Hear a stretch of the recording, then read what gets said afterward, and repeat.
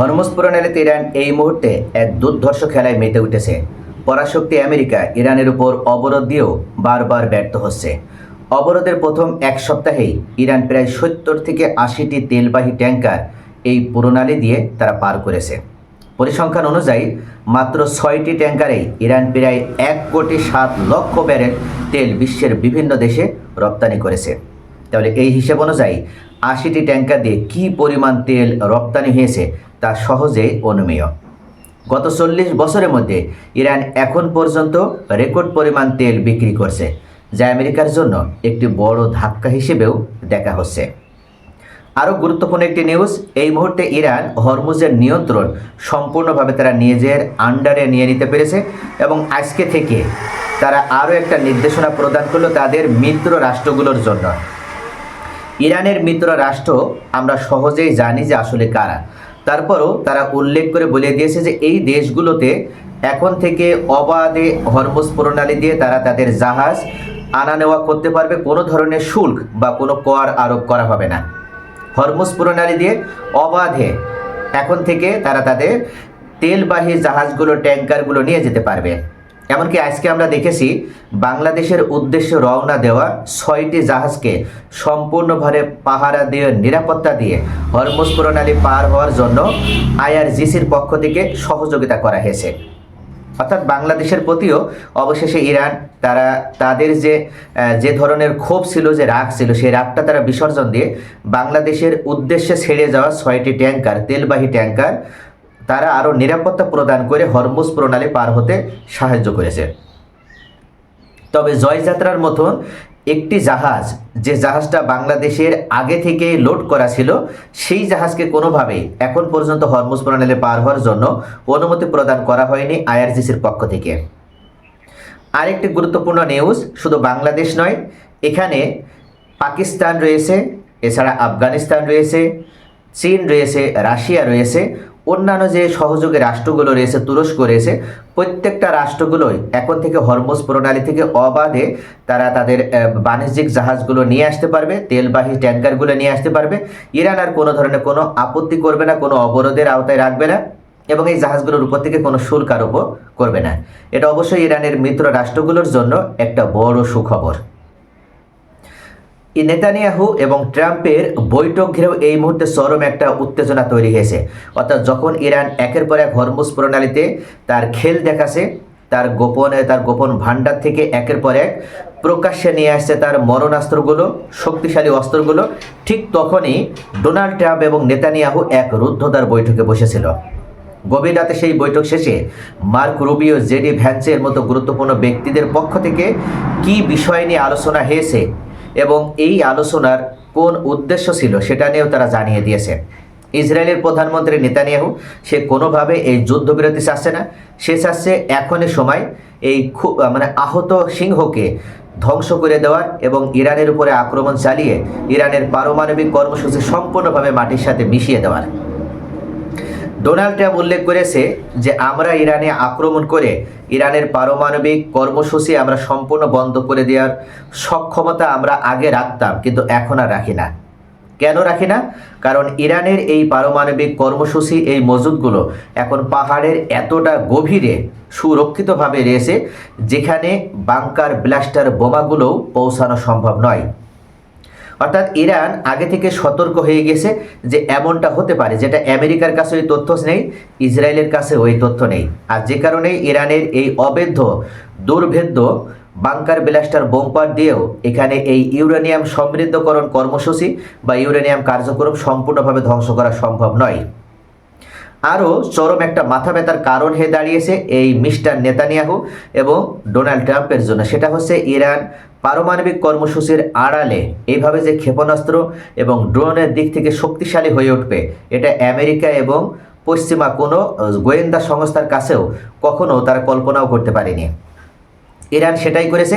পারমাণবিক কর্মসূচি একদিকে তারা ব্যবহার করেছে, এটাকে টোপ হিসেবে ব্যবহার করেছে, ফাঁদ হিসেবে ব্যবহার করেছে, যেন আমেরিকা এবং নেতানিয়াহু তারা প্রতারিত হয় এবং এটার সুযোগ নেই। তারা যখন পারমাণবিক কর্মসূচি নিয়ে পড়ে থাকবে, এটাকে সুযোগ হিসেবে ইউজ করে ইরান তারা ক্ষেপণাস্ত্রের দিক থেকে, ড্রোন দিক থেকে তারা শক্তিশালী হবে।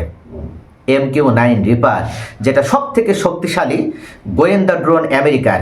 এই MQ-9 রিপার 50,000 ফুট উপর থেকে নামিয়ে 10,000 ফুটের নিচে নিয়ে এসে টেনে নিয়ে এসে জ্যামিং ব্যবস্থার মাধ্যমে ইরান এই ড্রোনকে গ্রেপ্তার করে আটক করে যেভাবে ইরানে নিয়ে গেছে, সেটা অবিশ্বাস্য, অলৌকিক একটি ঘটনার মতো।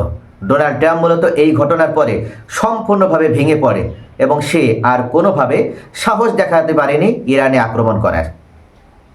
এই প্রযুক্তিগত দিক থেকে ইরান এতটা এগিয়ে গিয়েছে যে কারণে এই মুহূর্তে পাগলা নেতানিয়াহুকে, খেপাটে নেতানিয়াহুকেও হিমশিম খেয়ে যেতে হচ্ছে মার্কিনীদেরকে থামাতে যেয়ে।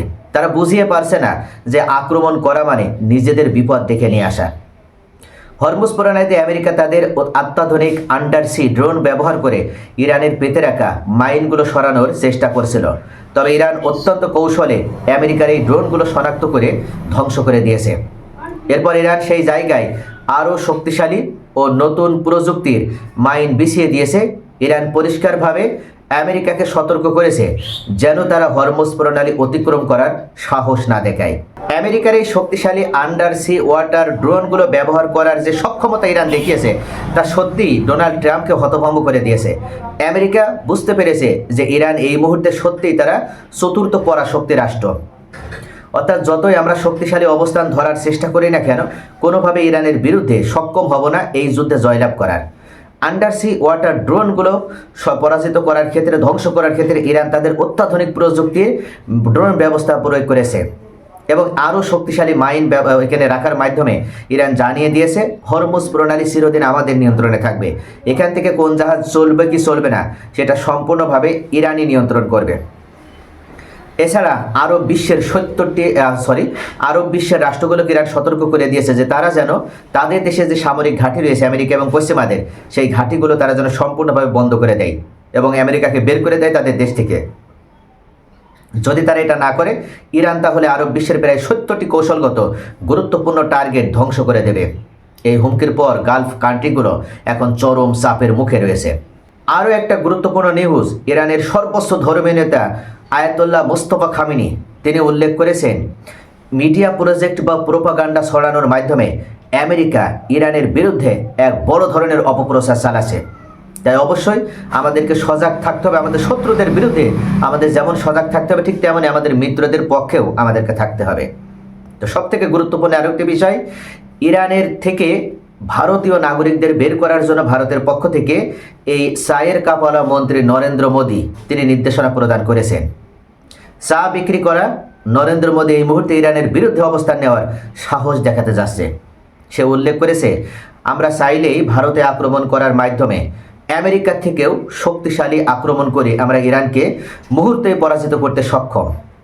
এই নরেন্দ্র মোদী সে মনে করে চার দোকানে বসে চা বিক্রি করা যতটা সহজ, ইরানকে হয়তো ক্ষেপণাস্ত্র নিক্ষেপ করে বা ক্ষেপণাস্ত্রের আঘাতে ধ্বংস করে দেওয়া তার থেকেও বেশি সহজ। এ জানে না যে আমেরিকা এবং ইসরায়েল তারা প্রত্যেক দিন শত শত নয় হাজার হাজার বোমা নিক্ষেপ করার মাধ্যমে ইরানের স্থাপনাগুলো ভেঙে দিয়েছে, ইরানের মেরুদণ্ড ভেঙে দিয়েছে, ইরানের 33 লক্ষ ঘর বাড়ি একেবারে মাটির সাথে মিশিয়ে দিয়েছে। তবুও ইরান এখনো পর্যন্ত তারা মাথা নত করেনি।